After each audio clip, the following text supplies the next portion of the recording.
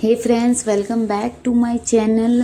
Friends, आज की video में मैं आपको लूज़ प्लाज़ो की कटिंग बताऊंगी, बहुत ही आसान और सिंपल तरीके से।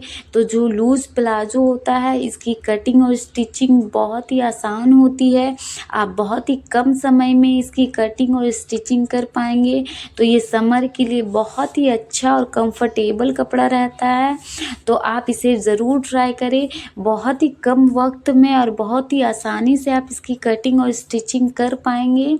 तो चलिए वीडियो को स्टार्ट करते हैं।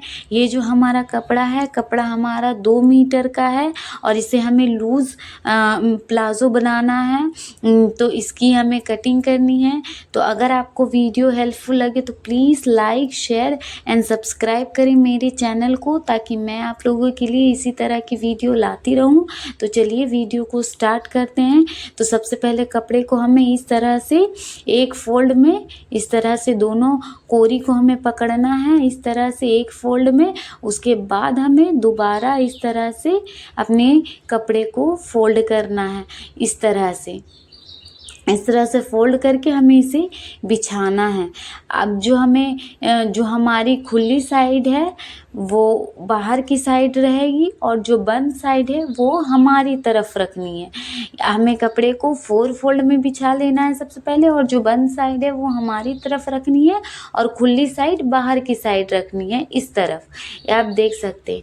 अब ऊपर से हमें अपनी लेंथ के लिए निशान लगाना है। तो जितना आपका फुल लेंथ है आप उतना ले। तो यहाँ पे फुल लेंथ हमारा 38 इंच आ रहा है। तो यहाँ पे हमें 38 इंच पे अपने फुल लेंथ को रखना है, 39 इंच पे अपने फुल लेंथ को रखना है, इस तरह से। और इसे सीधा कर लेना है। और नीचे जो हमारा 1.5 इंच आ रहा है कपड़ा, वो हमें फोल्ड के लिए रखना है। और ऊपर से जो आएगा वो हमें ऊपर में जो बेल्ट के लिए हमें जॉइंट लगाना होगा, तो हमें बेल्ट में जॉइंट लगाना है। तो अब यहाँ से हमें अपने कमर के लिए नाप लेना है। तो इसे मुझे लूज़ प्लाज़ो बनाना है, इसीलिए मैं 15 इंच का अपना कमर के रख रही हूँ। इसीलिए मेरा कमर 40 है, तो मैं लूज़ रख रही हूँ, इसीलिए मैंने 15 इंच का लिया हुआ है। अब यहाँ पे हमें 15-15 इंच पे इस तरह से निशान लगाना है। अब इसी निशान को हमें सीधा कर लेना है, इस तरह से। और उसके बाद हमें अपने क्रॉच के लिए, आसन के लिए निशान लगाना है। तो आसन हमें 15 इंच पे निशान लगाना है। अब यहाँ से हमें क्रॉच के लिए 2 इंच पे निशान लगाना है, इस तरह से। ये हमारा क्रॉच के लिए रहेगा।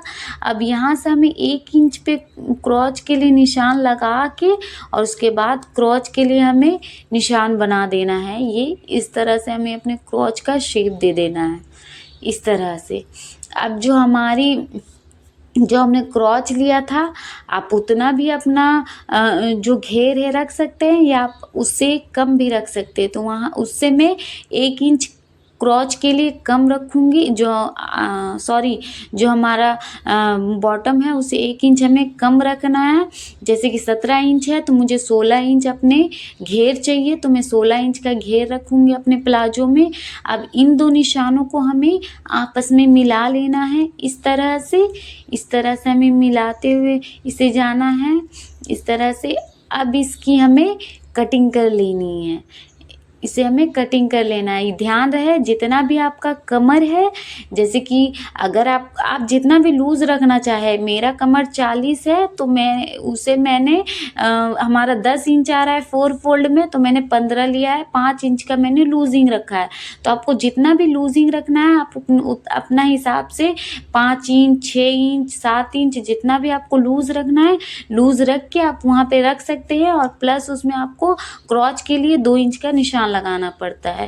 तो ये हमारा 40 इंच है आ रहा है, तो उसे हमें 4 डिवाइड करेंगे तो आएगा 10 इंच, मगर मैं 5 इंच एक्स्ट्रा ले रही हूँ, तो मैं 15 इंच पे यहाँ पे निशान लगाई हूँ अपने कमर के लिए। ये मैंने लूज़ रखा है। इस तरह से हमारी कटिंग हो चुकी है। और इसकी स्टिचिंग भी बहुत आसान है, बहुत ही ईजी तरीका है। इसकी कटिंग करना बहुत ही आसान होता है और बहुत आसानी से आपकी सिलाई भी हो जाती है। तो अगर मेरी छोटी सी वीडियो आपको पसंद आई हो तो लाइक, शेयर एंड